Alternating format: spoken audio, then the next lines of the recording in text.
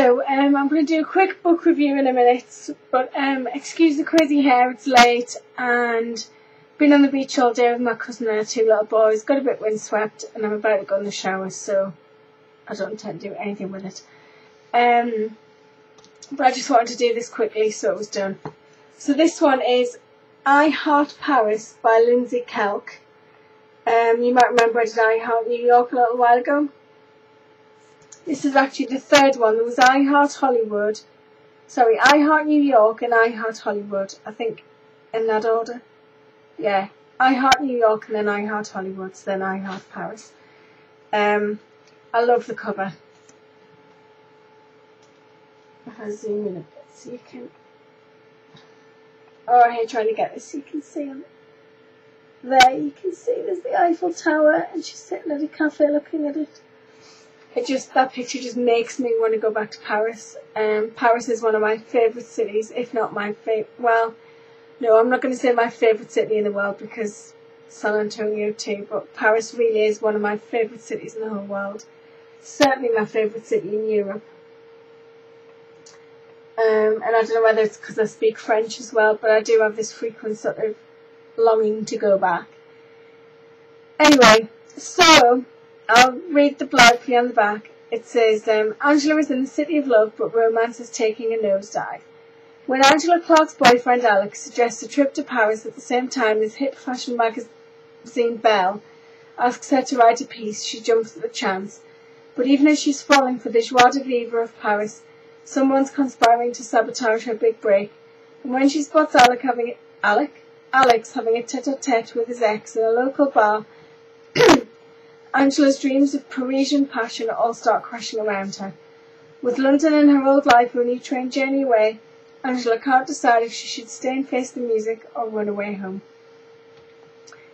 And Closer magazine said, littered with plenty of laughs and surprises, Lindsey Kelk won't fail to satisfy her expectations, and Company said a fun read leaves you feeling warm and fuzzy inside. It actually tells you on the back that if you go to iHeartParis, www.iheartparis.co.uk, you can read the main character's blog. So, yeah, it's not too long a book. It's like that. Like that. And that's the spider. That's kind of cool. The umbrella from the main picture runs on and then runs around the back. It is...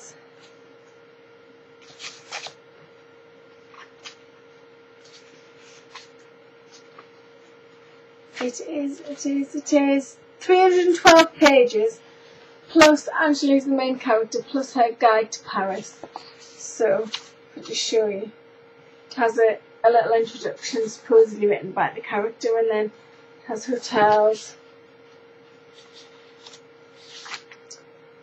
It has bars and restaurants, and of course, shopping.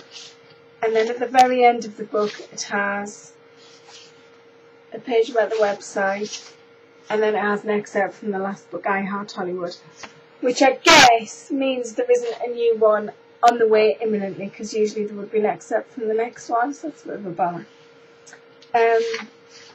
Anyway, I've really enjoyed all of her books, but I think that equally you can read them as a series, or I think they work standalone, just as individual books.